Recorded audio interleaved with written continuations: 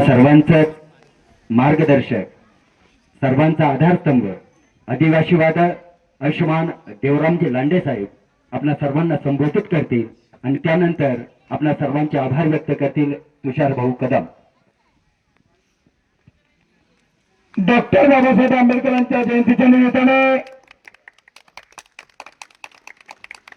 खरं तर बाबासाहेबांचं नाव घेतल्याबरोबरच माणसाची छत्ती फुटते. तो एक माझ्यासारखा सर्वसामान्य कार्यकर्ता. मी कुठे जरी गेलो तरी नेहमी सांगत असतो की डॉक्टर बाबासाहेब आंबेडकरांनी घटना लिहिली नसती तर देवराम लांडेसारखा एक जयलंक जाणारा माणूस पुणे जिल्ह्याचा मुख्यमंत्री झाला नसता. खर तर माझे राजकीय गुरु आदरणीय आपले संभाजीराव साळवे साहेब, रिपब्लिकन पार्टीचे अध्यक्ष आमचे मित्र पोपटजी राक्षे साहेब, या गावचे सरपंच उपसरपंच, सर्वच ग्रामस्थ. खर तर मी सरपंचांना विचारला, अगदी कमी घरामध्ये एवढी मोठी जयंती अंगणमध्ये करणं म्हणजे एक सुद्धा अभिमानाची गोष्ट आहे. हे धाडस आहे. यात्रा सुद्धा गावाला लवकर करता येत नाही. पण आज या ठिकाणी ऑर्केस्ट्राचा कार्यक्रम एवढा मोठा सुंदर असा मंडप घातलाय, खूप अभिमान वाटतो. कधी कधी कार्यक्रम असतात मला या ठिकाणी, मी थोडासा लेट आलो पण मी थेट आलो आणि ते मी खुशी खुशी आलो. बाबासाहेबांची जयंती म्हणजे खुशी खुशी. माझ्या जीवनामध्ये मी खूप काही पाहिलं.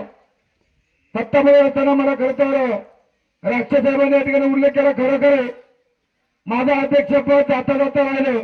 राक्षे साहेब एक तालुका अध्यक्ष म्हणून त्यांनी अजितदादांची दोन हात केली आणि साळवे साहेब तर काय माझे ते गुरुच आहेत. मी नेहमी सांगत असतो ज्येष्ठ आहेत आणि आदिवासी दलित सर्व मागासवर्गीयांचे ते मार्गदर्शक आहेत.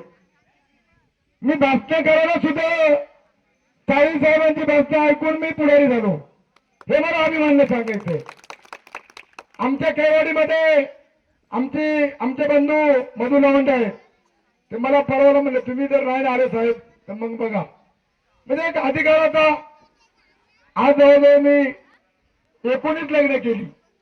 19 लग्न करून मी खरं तर इकडं दिवसभर फिरून मगाशी सुद्धा आम्ही एक भोयराचं लग्न होतं, आम्ही तिथे पण होतो सोमतवाडीला.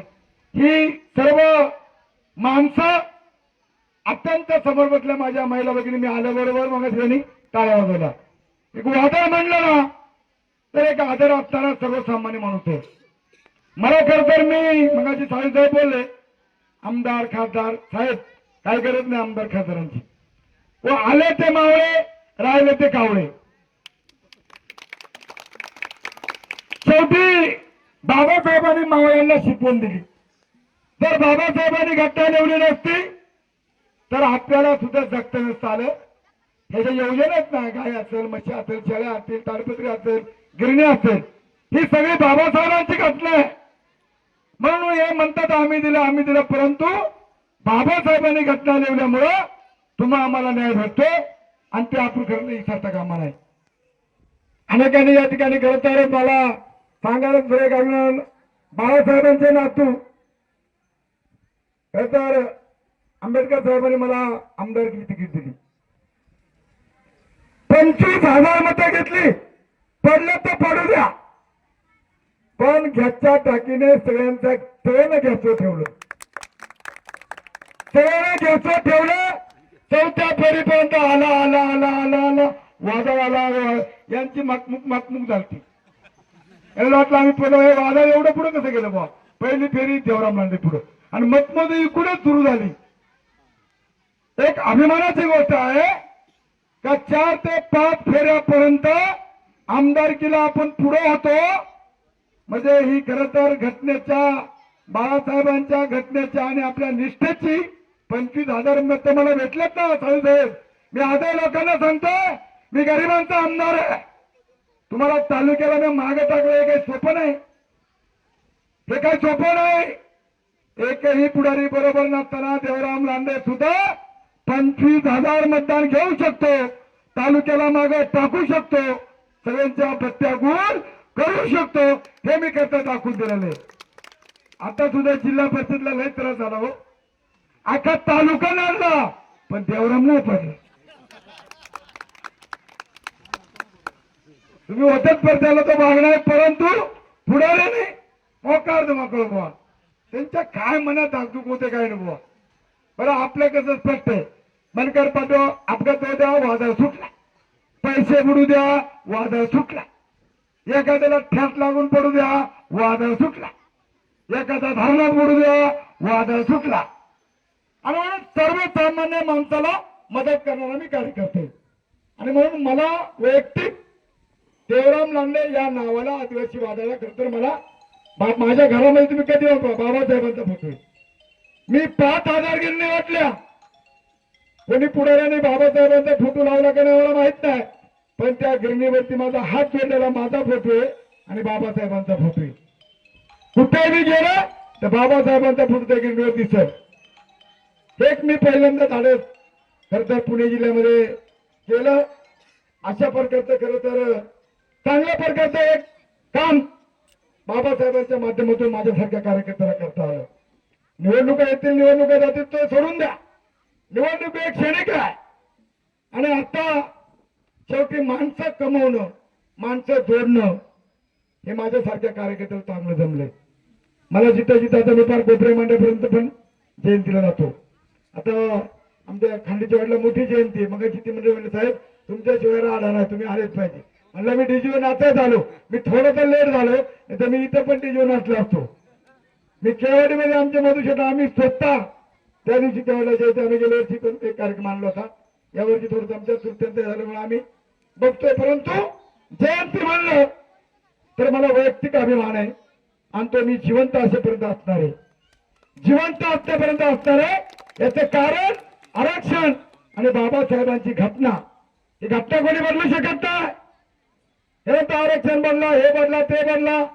जी बाबासाहेबांनी घटना लिहिली ती घटना बदलण्याचा अधिकार महाराष्ट्र शासनाला नाही, केंद्र सरकारला नाही, कुणाच्या बापाच्या बापाला नाही. फक्त निवडणूक आली का मग इकडे पुढे सोडणार. आता हे आरक्षण बदलणार आहे, त्यांची हिंमत साहेब होणार नाही. ती घटना एवढी मजबूत आहे का त्या घटनेला अधिकार बदलण्याचा यांना नाहीये. आणि म्हणून बाबासाहेबांमुळे आपण सर्वजण सर्व मागासवर्गीय ताट मातेने आपण जगू शकतो. कोणी जर आपल्यावरती आपलं शेवटचं हत्यार आहे अॅट्रॉसिटी, आपल्यावर कोणी हात उचलला त्याला आपण जेलमध्ये टाकू शकतो, त्याला आपण घोडा लावू शकतो. हे कुणामुळे?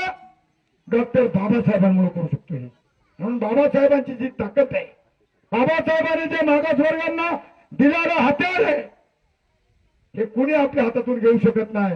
म्हणून या जयंत्या आपण मोठ्या प्रमाणामध्ये गावोगावी साहेबांनी सांगितल्याप्रमाणे केल्या पाहिजे. प्रत्येक सरपंच पोलीस पाटलांना सुद्धा आज आरक्षण आहे, महिलांना आरक्षण आहे. कुणामुळे? बाबासाहेबांमुळे महिलांना आरक्षण आहे. आज माझी सुनबाई सुद्धा महिला आरक्षणामुळे जिल्हा परिषद सदस्य झाली. अनेक गावातल्या दाभाड येत आहे आपली जिल्हा परिषद सदस्य सोनाबाई आपल्या या ठिकाणी आरक्षण झाली. ही दोन्ही पट्टे आपले अबाधित राहिले पश्चिम भागाचे. आणि म्हणून ही सगळं ही बाबासाहेबांची खुशी घटना आहे. आणि या खुशी घटनेचा खुशी इथून पुढच्या भविष्य काळामध्ये तुम्ही आम्ही आधार केला पाहिजे. मी या ठिकाणी अधिक काही नाही बोलता किती मानतात याच्यापेक्षा विचाराचे मानते. ज्यांना बाबासाहेबांचे विचार आवडले ते घेऊन खरं तर या मंडळाला करावं तेवढं कौतुक त्यांचं थोडंच आहे.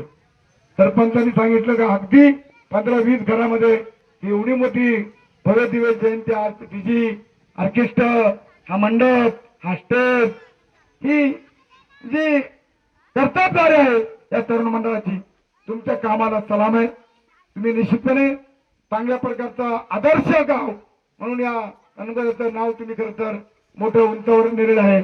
आता अलीकडे काही लोक मुंबईतून असल्यामुळं जयंतीचं थोडं आळस करतात, पण तुम्ही टिकून धरलंय. कष्टकरी मंडळी तुम्ही आहात, कुणाकडे बी हात न पसरता चांगल्या प्रकारचं काम तुम्ही करताय. निश्चितपणे आजही आणि उद्याही तुमच्यासाठी कधी बी फक्त वादाला फोन करा, फक्त वादाला फोन करा. तुमच्यावरती कुठलाही प्रसंग येऊ द्या. वादळ कधी येतं? कमी दाबाचा पट्टा निर्माण झाला, वादळ आला आणि तेच मी वादळ आहे. दविदाबाचा पटाका तरी वर्षात निर्माण होतो, मोठं वादळ येतं, वाहतूक निघून जाते. आणि म्हणून माझ्या आया बहिणी असतील, माझे तरुण मित्र असतील, कुणी बी कधी एखाद्या पोलिसांनी जर गाडी अडवला आणि मला फोन आला आणि त्या पोलिस म्हणला धर फोन, कोणाचा फोन वादळाचा नाही जा नको दे, म्हणजे एवढी दहशत आहे आपली. पोलीस असो नाही तर हवालदार असो कोणी असो, ही दहशत केवळ डॉक्टर बाबासाहेब आंबेडकरांच्या घटनेमुळे अध्यक्ष झाल्यामुळे ही दहशत आजही आणि उद्याही. मी नेहमी सांगत असतो की आपण चांगल्यांना आपण खरं तर धडा शिकवले. ज्या ज्या आम्हाला अन्याय होतो ना, मी साळीसाहेब, मला साळीसाहेबांबद्दल फार आदर आहे. मला साळीसाहेबांनी कधी फोन केला, तब्येत कशी आहे, कुठे जेवू नका बरं का, कुठे जेवू नका, हे म्हणणारे साळीसाहेब आहेत. म्हणजे तुम्ही हजाराचा पोषण दे. कैलासाची मुंडे साहेबांच्या नंतर देवराम लांडे रस्त्यावरती उतरणारे, संघर्ष करणारे हे साळेसाहेबांच्या अभ्यासातून मला ऐकायला येते. आणि 3-4 वेळा मला फोन सांगितलंय तुम्ही कुठे जेवायचं नाही. आपल्या मुंडे साहेबांचा घात झाला. मुंडे साहेबांना ताकामध्ये औषध देऊन मुंडे साहेब मृत्यू पावले. मुंडे साहेब जर असते तर आज ते महाराष्ट्राचे मुख्यमंत्री असते. आणि म्हणून साळेसाहेबांनी मला अनेक वेळा फोन मध्ये सांगितलेले स्वतः या ठिकाणी मी कबूल देतो, साहेब तुम्ही कुठे जेवायचं नाही, साहेब तुम्ही जीव तब्येतीला सांभाळा. एवढा जीव लावणारा नेता, एवढा जीव लावणारा कार्यकर्ता संभाजीराव साळेसारखं तो बिचार जरी वयाने आता त्यांचं वय झाले, ते अपंग आहेत, पण माणसं तपस्याची ताकद जी आहे ती साळेसाहेबांमध्ये आहे. हे मी जवळून पाहिलेले. पैसा नसू द्या पण निष्ठा आहे. बाबासाहेबांबद्दल एक अपंग माणूस, आजारी माणूस कुठे जयंती असू द्या, मिळेल त्या गाडीना, नाही गाडी मिळाली तर एसटीने जाणारा हा जुन्नर तालुक्यातला नाही तर पुणे जिल्ह्यातला पहिला कार्यकर्ता आहे संभाजीराव साळवे. आणि आपण बघतोय संभाजीराव साळव्यांची संघर्ष कुठे असतो, माझ्या गरीब महिलांना घरकुल मिळालं पाहिजे, माझ्या गरीब महिलेवरती अन्याय नाही झाला पाहिजे. अन्न आणि वस्त्र करण्याचं काम साळेसाहेबांनी मोर्चे काढून आपल्या आदिवासी दलितांची संघर्ष करण्याची ताकद, नोकरीला असताना नोकरी नसली तरी चालेल पण समाजाची सेवा करण्याचं काम संभाजीराव साळेसाहेबांनी उभ्या आयुष्यामध्ये केलं. आणि त्याचीच पावती म्हणून माझ्यासारख्या कार्यकर्त्याला ती एक वार्ता मिळालेला आहे. आणि म्हणून मी साहेब तुमच्या कामाला माझा सलाम आहे. तुमचं जे किरकोळ जे काम आहे ते निश्चितपणे एकदा गोडीत, दोनदा गोडीत, तिसऱ्यांदा मात्र माझ्या सपड्यात सापडला तर साळेसाहेब त्यांना सुट्टी भेटणार नाही. तुमचं काम होणार म्हणजे होणार. हा मी या ठिकाणी बाबासाहेब आंबेडकरच्या जयंतीच्या स्टेजवरती मी शब्द देतोय. पोपटराव आपल्याला चांगलं इथून पुढच्या भविष्य काळामध्ये काम करायचे, समाजाला जीव लावायचे. आपली आदिवासी असेल, दलित असेल, इतर मागासवर्गीय असेल, आपण एकत्र येऊन संघर्ष केला तरच इथून पुढच्या जीवनामध्ये आपल्याला जगता येईल. त्यात फार मोठा अवघड आहे. इथं मातीच्या गाड्यांचा सुरू झाला. काल आपले एक तहसीलदार एका गाडीने बिनधास्तपणे जागेवर ठार झालं. आम्ही हजाराला बाहेर देतो, या गाड्या बंद करा. ते ड्रायव्हर रात्रीचे दारू पिलेले असतात, ते धुंद होऊन गाड्या चालवतात, माणसांचा अपघात होतात, माणसं जागेवर येतात. मी काय तहसीलदारला अक्षरशः शिव्या घातल्या.